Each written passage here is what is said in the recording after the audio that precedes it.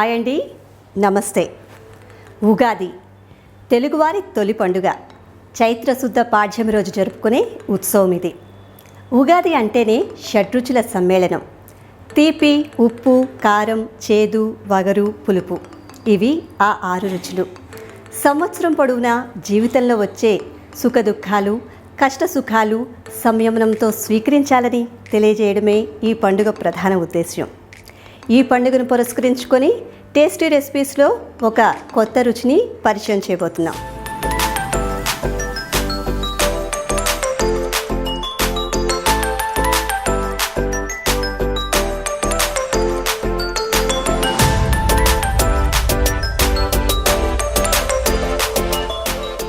శ్రీమతి మంజులా గారే ఈ రుచిని కూడా పరిచయం చేయబోతున్నారు. రండి మంజులా గారు. నమస్తే అండి. ఈరోజు సరికొత్త రుచిని పరిచయం చేయబోతున్నారు అని చెప్పాను. ఏం పరిచయం చేస్తున్నారు ఉగాది సందర్భంగా? పోలి చేస్తాం. పోలి అటండి. దీన్నే బొబ్బట్టు అని కూడా అంటారు, పోలి అంటారు, ఒబ్బట్టు అని కూడా అంటారు. ఇక దానికి కావాల్సిన పదార్థాలను చూసేద్దాం. దీనికి కావాల్సిన పదార్థాలను చెప్పండి. కందిపప్పు అండి, చిరోటి రవ్వ 1 కప్పు, చిరోటి రవ్వ, మైదా పిండి 1 కప్పు, మైదా పిండి, బెల్లము, ఇలాచి, టెంకాయ, ఇందులోని కొబ్బరి తురుము కూడా వేస్తున్నారండి. ఈ బొబ్బట్టు మృదువుగా రావడానికి కానీ లేకపోతే క్రిస్పీగా రావడానికి, టేస్టీగా రావడానికి ఇప్పుడు ఈవిడ చేసే దాంట్లోనే మనం ఒక టిప్పును తెలుసుకుందామండి. వేచి ఉండండి, ఎలా చేస్తారో చూద్దాం. ఇక ప్రాసెస్లోకి వెళ్ళిపోదామండి. ఏంటండి 2 పెట్టారు బౌల్స్? ఇది ఒబ్బట్టు అండి. ఓకే, బొబ్బట్టు లోపల పెట్టే పూర్ణం. ఇది మైదా పిండి, ఓకే, చిరోటి రవ్వ, కొంచెం పసుపు పౌడర్, ఓకే, వేసి బాగా నూనె వేసి బాగా కలిపెట్టాలి. మైదా 1/2 kg తీసుకుంటే చిరోటి రవ్వ 200 grams తీసుకోవాలటండి. ఒక చిటికెడు లేదా 2 చిటికెళ్ళు పసుపు వేసి మామూలు వాటర్తోనే మిక్స్ చేసేసుకోవాలి. నూనె వేసి మిక్స్ చేసిన తర్వాత ఆయిల్ యాడ్ చేయాలి. అవును, చూడండి ఇలా రావాలండి పిండి. ఎప్పుడు కానీ ఎంత బాగా సాగుతోందో, ఆయిల్ కూడా బాగా బయటకు వచ్చింది. ఇప్పుడు దీని గురించి చెప్తాను.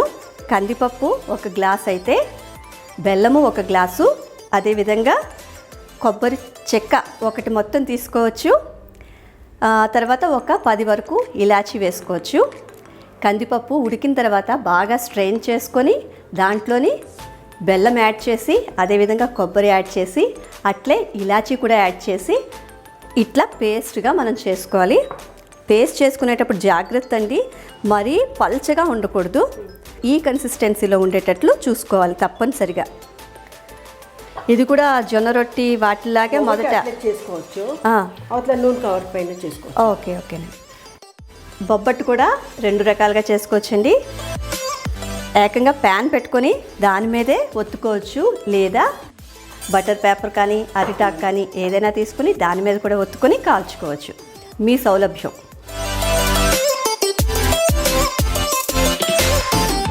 ఈవిడ వంటల ఎక్స్పర్ట్ అండి, చాలా బాగా చేస్తారు. కాబట్టి మనం ఎన్నో టిప్స్ నేర్చుకుందాం.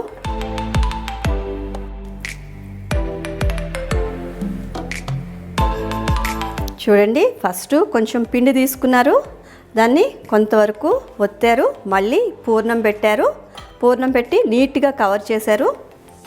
అవసరమైతే మళ్ళీ కొంచెం ఆయిల్ తీసుకుని పల్చగా బొబ్బట్టు ఒత్తుకోవాలండి. స్టవ్ ఆన్ చేసుకుందాం.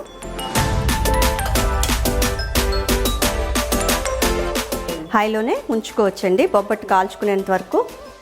తవ్వ మీద ఆవిడ ఒత్తడం చూసాము, అదేవిధంగా కవర్లో కూడా ఎలా ఒత్తచ్చు అనేది చూపిస్తున్నారు. మీ సౌలభ్యం అండి, మీకు ఎలా కావాలంటే అలాగా బొబ్బట్టు చేసుకోవడానికి వీలుగా 2 పద్ధతులు మేము చూపిస్తున్నాం. ఒకవైపు బాగా కాలిందండి, రెండో వైపు తిప్పుకుందాం. బాగా కాలిందండి 2 వైపులా.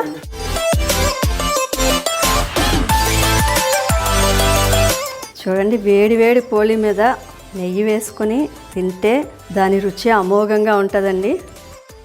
చూడండి ఎంత బాగా వచ్చిందో బొబ్బట్టు, పల్చగా వచ్చింది, క్రిస్పీగా ఉంది, చాలా స్మూత్గా కూడా వచ్చింది. చాలా సింపుల్ టిప్సేనండి ఇవి. వీటిని పాటించి మనం బొబ్బట్టు చేసుకుంటే కొత్తగా వంట స్టార్ట్ చేసిన వాళ్ళకు కూడా చాలా బాగా వస్తాయండి ఈ వంటలు.